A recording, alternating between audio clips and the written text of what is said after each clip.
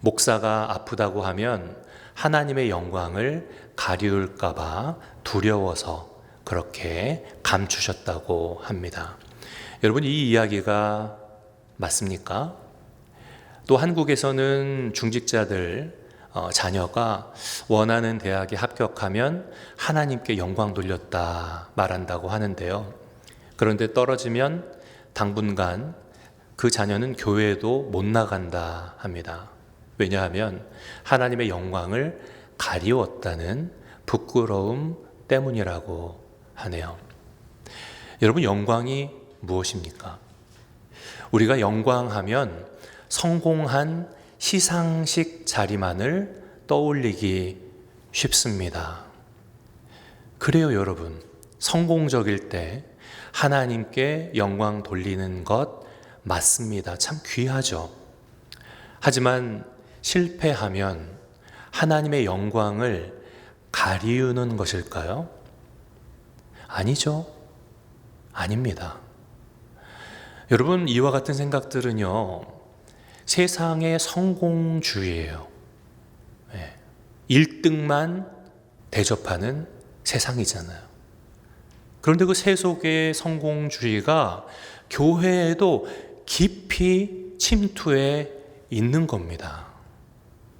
많은 교회들이, 많은 성도들이 성공을 향해 달려간다고 해요. 대체 성공은 무엇이며 그것은 영광과 같은 자리에 놓이는 것이 맞습니까? 우리는 성경이 말씀하는 참된 영광, 하나님께 영광이 되는 그와 같은 일에 대해서 오늘 본문 속에 그 답을 찾게 될 것입니다. 그리고 하나님께 영광 돌려드리는 그 삶에 대한 깊은 통찰이 있어지시기를 주님의 이름으로 축복합니다. 잠시 예수님 당시에 성경 본문 속 그 밤으로 가봅시다. 다락방에서 마지막 최후의 만찬을 나누신 예수님께서는 제자들에게 긴 고별의 설교를 마치시곤 겟세마네 동산을 향해서 발걸음을 옮겨 놓으셨습니다. 기드론 시내 건너 어둠이 내려앉은 겟세마네 동산에 이르시어 예수님은 걸음을 멈추고 하늘을 우러러 기도하셨는데 그 기도의 내용이 바로 오늘 본문입니다. 그런데 여러분, 이상하죠?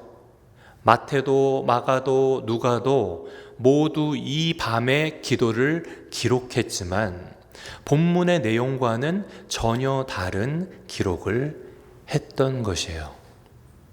공관복음서들이 내 아버지여 만일 할만하시거든 이 잔을 내게서 지나가게 하옵소서, 예수님의 고뇌에 찬 기도를 중점하여 기록한 반면 사도 요한은 예수님의 기도 중에 겟세마네의 고통보다는 하나님의 영광에 관해 기록하고 있는 거예요.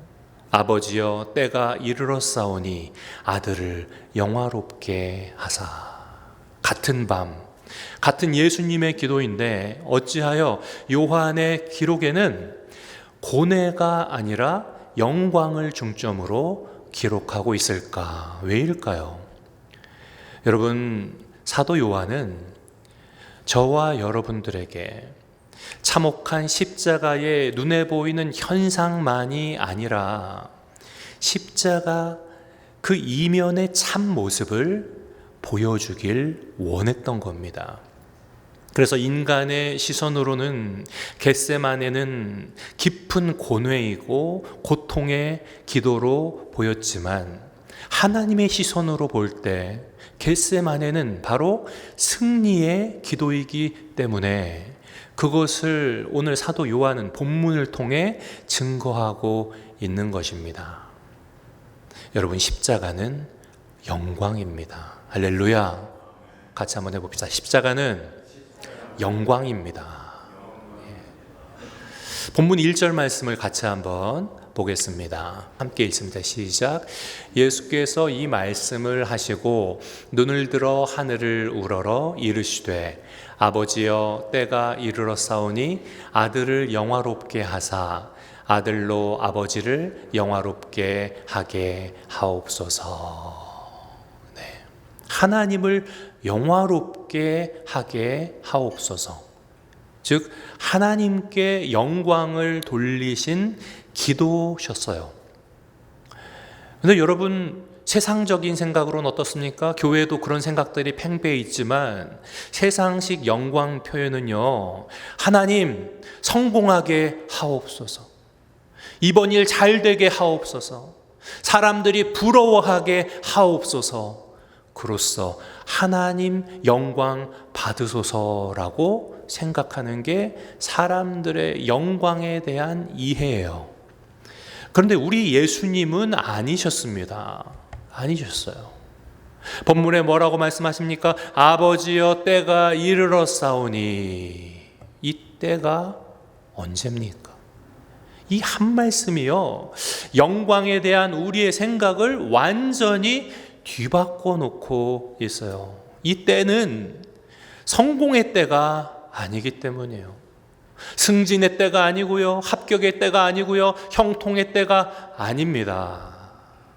본문 다음 장에 어떤 사건들이 기록되어 요한복음 18장에 보면 예수님께서 제자들에게 배신당하시고 로마 병정들에게 끌려가시어 매를 맞고 침뱉음을 당하시고 십자가에 못 박히신 사건이 나옵니다. 그러니까 예수님께서 때가 이르렀사오니, 이 때라는 것은 바로 십자가예요. 고난의 때이고 치욕의 때이고 죽음의 때인 겁니다. 예수님은 바로 그 십자가로 나를 영화롭게 하옵소서, 그러면 아들을 통해 영광을 받으십니다라고 기도하셨던 거예요. 여러분 이해하실 수 있겠어요? 어찌 고통이, 치욕이, 죽음이 영광이 될 수 있습니까? 그것들은 영광과는 반대말이 아니던가요? 아닙니다. 본문 2절부터 그 답을 주시는 거예요. 그 십자가를 통해서 그리스도 안에 택함 받은 모든 이들에게 영생이 주어졌다. 할렐루야. 그래서 교회의 자랑은 성공이 아닙니다. 교회의 자랑은 십자가입니다. 십자가가 영광인 것이에요. 세상의 영광 공식은 단순합니다. 올라가면 영광, 내려가면 수치라고 그들은 믿습니다. 그런데 하나님의 영광 공식은 정반대예요. 가장 낮은 자리, 무너진 자리, 오히려 그 자리에서 하나님의 영광이 가장 밝게 드러납니다. 빌립보서 2장 8절에 예수님께 대해 말씀하기를 사람의 모양으로 나타나사 자기를 낮추시고 죽기까지 복종하셨으니 곧 십자가에 죽으심이라. 이러므로 하나님이 그를 지극히 높여 모든 이름 위에 뛰어난 이름을 주사. 낮아짐이 먼저입니다. 여러분, 순종으로 밑바닥까지 내려가신 그 자리에서 주님은 가장 높은 자리로 올리셨습니다. 생각해 보십시오. 십자가에서 그날 온 인류를 얽매고 있던 죄의 권세가 완전히 꺾였습니다. 공중 권세 잡은 자가 무너지고 닫혀있던 천국문이 열리게 된 것입니다. 히브리서 기자는 그것을 기록하기를 사망으로 말미암아 모든 사망의 권세 잡은 자 곧 마귀를 없이 하셨다라고 히브리서 2장 14절에 기록하고 있는 겁니다. 그러니까 예수님의 죽으심으로 사망의 권세 잡은 자 마귀를 이기셨도다. 예수님의 죽으심은 겉으로는 패배처럼 보였지만은 실은 우주적 승리의 사건이셨던 겁니다. 그러므로 성도 여러분, 분명히 아셔야 합니다. 여러분들의 세상에서의 실패가 결코 하나님 영광을 가리는 것이 아닙니다. 여러분의 질병이, 여러분의 낮아짐이 하나님의 영광을 가리는 것이 아닙니다. 오히려 그 낮은 자리, 그곳에서 하나님을 붙들 때 거기 하나님의 영광이 나타나는 겁니다. 그것이 곧 십자가가 가르친 우리 믿는 자들에게의 참된 영광의 공식임을 믿으시기 바랍니다. 붙드셔야 합니다. 그렇게 하나님 앞에 어느 곳에서나 특별히 낮아지고 힘들고 어려운 그 자리에서도 하나님 붙들고 하나님 앞에 영광 돌려드리는 그와 같은 삶을 우리는 살아야 하는 것인데, 그 삶을 우리는 날마다 경험하며 살아가야 하는 겁니다. 그래서 하나님의 영광은 일순간의 사건이나 어떤 일들이 아니라 삶 속에 있는 계속적인 주님 향한 패턴입니다. 그것을 성경은 제자의 길, 우리가 걸어야 할 제자의 길로 설명하고 계신 것이죠. 3절 말씀에 예수님은 영생을 그렇게 정의하십니다. 3절 말씀 한번 보여주시겠습니까? 3절 같이 읽습니다. 시작. 영생은 곧 유일하신 참 하나님과 그가 보내신 자 예수 그리스도를 아는 것이니이다. 여러분, 영광을 말씀하시다 갑자기 영생은 이라고 말씀하고 계세요. 거기 중요한 메시지가 담겨 있습니다. 여러분, 예수 그리스도가 누구십니까? 주는 그리스도시요 살아계신 하나님의 아들이십니다 라고 고백했던 그 베드로의 신앙 고백을 여러분 떠올려 보십시오. 1절 말씀을 다시 한번 봅니다. 1절 말씀 보시면 그 기도가 어떻게 시작됩니까? 하늘을 우러러 이르시되 아버지여 부르며 기도하십니다. 여러분, 이 아버지여라는 이 호칭, 그 당시에는 얼마나 놀라운 호칭이었는지 알고 계십니까? 당시 유대인들의 기도문을 다 뒤져봐도 하나님을 향해 나의 아버지 이렇게 부른 예를 찾아볼 수가 없습니다. 그들이 일상 속에 아버지를 부르는 말은 아바라는 아람어였어요. 아바. 그것은 어린아이가 아빠의 품에 안겨 부르는 친밀한 애칭, 한국말로 아빠예요. 그 말을 감히 하나님께 사용할 수 없다라고 당시에는 생각했던 겁니다. 그런데 예수님은 하나님을 아빠라고 부르셨고 저와 여러분들에게도 그렇게 불러야 한다라고 가르쳐 주셨습니다. 기도할 때도 하늘에 계신 우리 아버지여, 그렇게 기도해야 한다. 여러분, 이것이 바로 안다는 것의 실제의 모습인 겁니다. 영생이라는 것은 무엇이라고요? 저 멀리 계신 하나님께 대한 막연한 추상적 지식이 아니라는 거예요. 아바, 곧 아빠 품에 안기듯이 하나님과 친밀히 동행하는 삶, 그것이 영생이다 설명하고 계시는 거예요.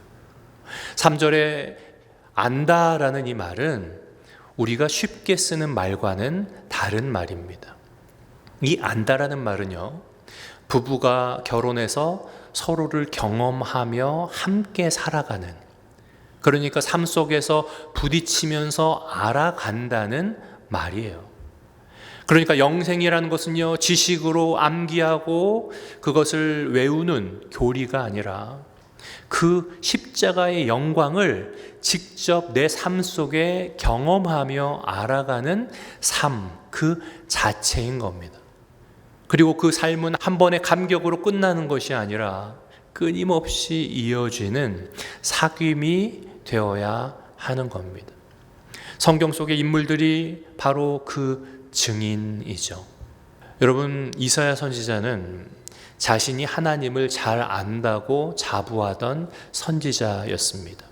그런데 성전에서 하나님의 영광을 직접 보자 어떻게 됐습니까? 그는 그 앞에 엎드립니다. 화로다 나여 망하게 되었도다 외치면서 하나님 영광 앞에 엎드리고 그제서야 깨닫기를 나는 여태 제대로 알지 못했구나. 아브라함은 어떻습니까? 하나님이 너는 너의 본토 친척 아비집을 떠나라 하실 때 그는 갈 곳도 모르지만 떠났습니다. 만약 여러분에게 누군가가 지금 있는 모든 것을 버리고 낯선 곳으로 가라 한다면 어떠시겠습니까? 당시에는요, 더 불안하고 더 무서운 일이에요. 그런데 아브라함이 다 버리고 떠날 수 있었던 이유가 무엇입니까? 창세기 12장 4절에 아브라함이 여호와의 말씀대로 따라갔고, 아브라함은 하나님의 말씀을 직접 들어 그 영광을 보았기에 그와 같은 결단을 내릴 수 있었던 겁니다. 하나님을 참으로 경험하여 아는 사람은 그 삶이 완전히 달라지게 되는 것이죠. 여러분 잘 아시는 베드로도 마찬가지입니다. 완전히 달라졌어요. 예수님을 만나자 자신의 모든 것, 그물과 배를 버려두고 가족을 떠나 예수님을 따라 나섰습니다. 후일 변화산에서 주님의 영광을 잠시 보았을 때 베드로와 야고보와 요한은 그 산에서 내려오고 싶지 않았다 고백합니다. 사도 바울도 주님을 경험하고는 고백하기를 내게 이전에 유익하게 생각했던 것들을 이제는 다 해로 여길 뿐더러 배설물로 여긴다라고 신앙 고백을 해요. 예수님 만나기 전에 세상에 그렇게 줬던 것들이 하나님의 영광을 보니까, 하나님의 영광을 경험하니까 그것은 이제 배설물과 같은 것이에요. 돌아볼 값어치도 없는 겁니다. 사도 바울은 셋째 하늘 낙원까지 이르러 천국을 경험하고는 말할 수 없는 말을 들었으니 사람이 가히 이르지 못할 말을 들었노라 라고 고백하는 거예요. 인도의 성자로 불려지는 선다싱은 원래 크리스찬이 아닙니다. 독실한 시크교의 가정에서 자랐어요. 그런데 기독교 선교사들이 너무 미운 거죠. 그래서 어린 마음에 선교사들이 가르치는 그 미션 스쿨에 다니면서 돌을 던졌습니다. 하루는 친구들을 다 불러놓고 성경을 불태우며 장담하기를 기독교의 신이 참 하나님이라면 성경을 불태운 내가 벌을 받을 것이다. 그런데 바로 그 밤에 엄청난 두려움이 그에게 임해서 3일 낮밤을 아무것도 먹지 못하고 고통받았다고 해요.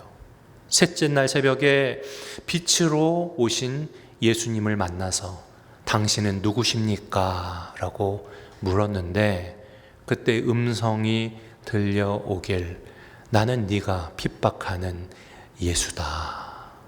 선다싱은 하나님의 영광 앞에 고꾸라져 우상을 섬겼던 이전의 삶의 죄를 회개하고 맨발로 일부러 고통을 자처하는 전도자 선다싱이 되었다고 합니다. 여러분, 하나님을 경험한 사람, 그들의 삶은 어쩌면 그렇게 다 비슷할까요? 하나님, 예수 그리스도, 보혜사 성령의 놀라운 역사를 경험하고 체험하면 우리의 삶은 완전히 달라지게 되는 거예요. 여러분, 그렇지 못하면요, 여전히 불평하고 여전히 의심하고 여전히 불순종하는 삶을 살아가게 되는 거예요. 주님의 영광을 보십시오. 주님의 영광을 만나십시오. 말씀대로 살아 하나님의 살아계심을 여러분들의 삶 속에 날마다 경험하십시오. 그와 같은 동행이 있어지는 사람은 달라지는 겁니다. 사람이 거듭나게 되는 거예요. 완전히 새로운 피조물이 되는 겁니다. 여러분, 예수님의 제자들을 보십시오. 부활하신 예수님을 만나기 전에는 예수님을 따르면서도 서로 잘났다고 경쟁하고 다투었습니다. 그저 자기 자신만 주장했어요. 십자가 사건 이후에도 저들은 그게 사실일까 믿어지지 않아.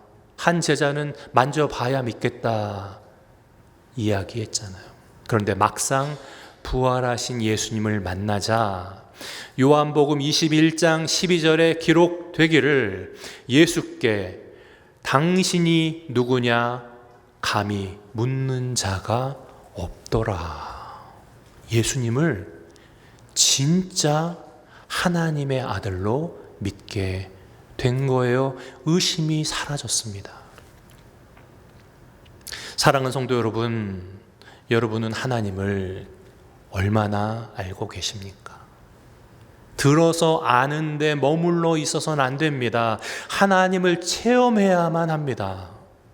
로고스 말씀이신 예수님의 말씀대로 믿고 삶을 살아 날마다 그분의 살아계심을 만나고 경험하여 그와 같은 믿음의 일들이 내 삶에 켜켜이 쌓여야만 하는 것이에요. 이 확인된 영광이 바로 우리를 흔들리지 않는 믿음으로 이끄는 것입니다. 부디 주님 말씀대로 살아가십시오.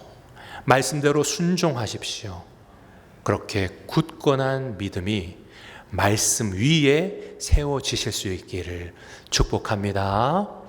마지막으로 예수님은 4절에서 그렇게 말씀하시죠. 4절 말씀 한번 보겠습니다. 시작. 아버지께서 내게 하라고 주신 일을 내가 이루어 아버지를 이 세상에서 영화롭게 하였사오니. 아버지께서 내게 하라고 주신 일을 내가 이루어. 여러분, 이 말씀에 굉장히 중요한 단어가 있는 것 알고 계세요? 곧 이루어라는 말입니다. 헬라어로 텔레이오라는 이 말은 십자가 위에서 예수님이 다 이루었다라고 외치셨던 그 텔레이오와 정확히 같은 말씀이세요. 그런데 여러분, 이상하지 않습니까? 이 기도는 십자가에 달리시기 전에 아직 배신도 당하지 않으셨고요, 재판도 당하지 않으셨고요, 못 박히지도 않으셨던 그 이전의 시점에 드리셨던 기도라는 사실이에요. 그런데 예수님은 이미 이루었다라고 선언하십니다. 그것이 바로 순종입니다. 여러분, 우리는 눈에 보이는 것만 믿으려 하잖아요. 하지만 아직 눈에 보이지 않아도 주님 앞에 신앙으로 결단하고 믿음으로 고백하는 순간 이미 이루어진 줄 믿으시기 바랍니다. 믿음으로 그 완성을 미리 붙드는 거예요. 그래서 히브리서 11장에 믿음에 대해 설명하기를 믿음은 바라는 것들의 실상이요 보이지 않는 것들의 증거니라고 말씀하셨던 겁니다. 예. 우리나라 개신교 역사에서 가장 존경받는 목사님이 아마 주기철 목사님이실 것 같아요. 그분은 순교자죠. 일제 신사 참배를 거부하시다가 옥에 갇혀 모진 고문 끝에 못이 박힌 그 나무판 위도 걸으시면서 그 고통을 참으시고 결국 순교하셨습니다. 그 손자이신 분이 주승중 목사님인데 저는 장신대에서 설교학을 그분께 배웠습니다. 목사님의 자녀들조차도 목사님 말씀을 빌리면 정말 이해하지 못했대요. 아니, 다른 목사님들은 신사참배하면서 이리저리 피해서 다들 잘도 사시는데 왜 아버지만 그 고난의 길을 걸으시냐고, 왜 아버지만 그 고난을 당하셔야 하냐고, 가족 모두가 힘들어서 처음엔 원망했었다고 해요. 사실은 주기철 목사님도 처음에 일본 경찰을 피해서 공동묘지에 숨으셨답니다. 근데 그곳에서 낮밤을 기도하면서 지금은 숨을 때가 아니라 죽을 때라는 사실, 그 음성을 들으신 것 같아요.